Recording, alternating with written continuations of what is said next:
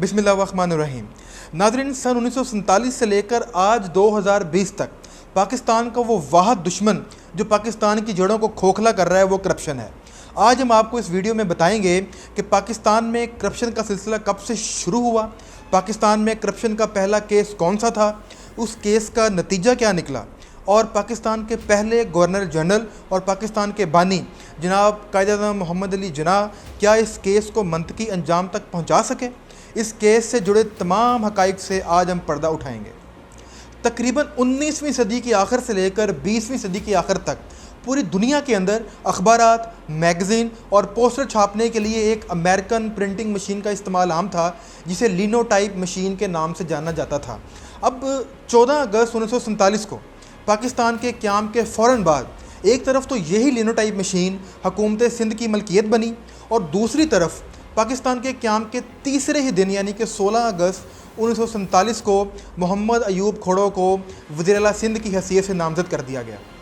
और यूँ लाड काना के एक बहुत बड़े जगीरदार ख़ानदान में पैदा होने वाले अयूब खोड़ो ने सिंध के पहले वज़ीर-ए-आला बनने का तमगा अपने सीने पर सजाया, जो यकीनन उनके लिए काबिल रश्क बात थी। लेकिन ये रश्क उस वक़्त मांद पड़ गया जब अयूब खोड़ो को उन्हीं की हुकूमत के कुछ सियासी रहनुमाओं ने पाकिस्तान की तारीख़ की सबसे पहली करप्शन का ज़िम्मेदार ठहराना शुरू कर दिया।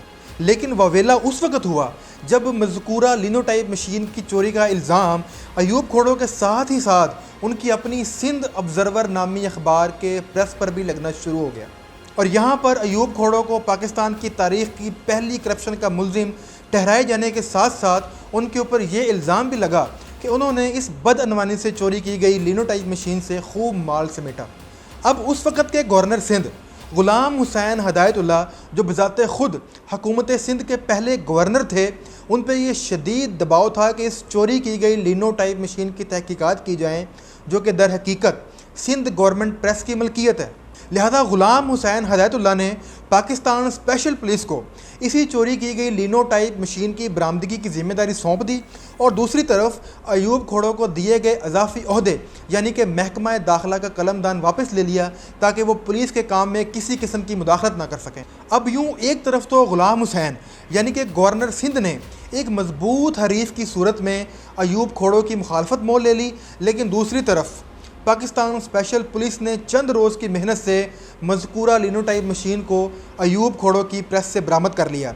लेकिन अयूब खोड़ो ने इस बरामदगी का सख्त रद्द-ए-अमल देते हुए इस तहकीकात को गवर्नर सिंध की बेजा मुदाखलत करार दे दिया।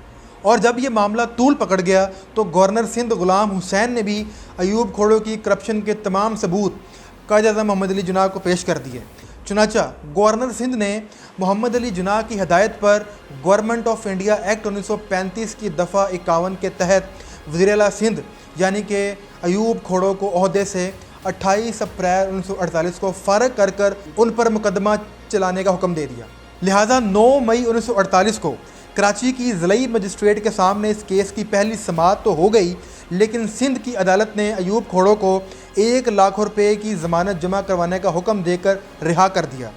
चूँकि अयूब खोड़ो के वकील AK बरोही थे, लिहाजा ये मुकदमा काफ़ी अरसा तक चलता रहा और इस मुकदमे की नौइयत से बज़ाहिर तो यही लग रहा था कि गवर्नर सिंध ग़ुलाम हुसैन की सरबराही में और कायद-ए-आज़म मोहम्मद अली जिन्नाह की सरपरस्ती में ये मुकदमा ज़रूर मंतकी अंजाम तक पहुँचेगा और अयूब खोड़ो मुलज़िम से मुजरिम साबित होंगे।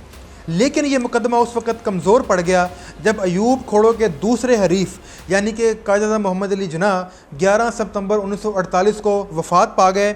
और अयूब खोड़ो की चांदी तो उस वक़्त हुई जब इनके पहले हरीफ यानी कि गवर्नर सिंध ग़ुलाम हुसैन कायद-ए-आज़म की वफ़ात के ठीक 23 दिन बाद यानी कि 4 अक्टूबर 1948 को अपने दफ्तर में ही वफ़ात पा गए। और बिलाखिर ये मुकदमा पाकिस्तान की तारीख़ के धुंधलकों में गायब हो गया। लेकिन अलमिया ये है कि कायद-ए-आज़म मोहम्मद अली जिन्नाह और गवर्नर सिंध ग़ुलाम हुसैन के बाद पाकिस्तान के किसी सियासी रहनुमा ने या पाकिस्तान की किसी अदालत ने अयूब खोड़ो से टक्कर लेने की कोशिश ना की।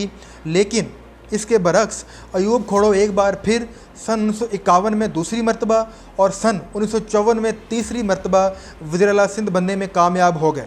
और नाज़रीन, साथ ही साथ पाकिस्तानी कौम के उस मशहूर मुहावरे कि होना कुछ भी नहीं का आगाज़ 1948 में करप्शन के इस पहले केस से हुआ और आज तक जारी व सारी है।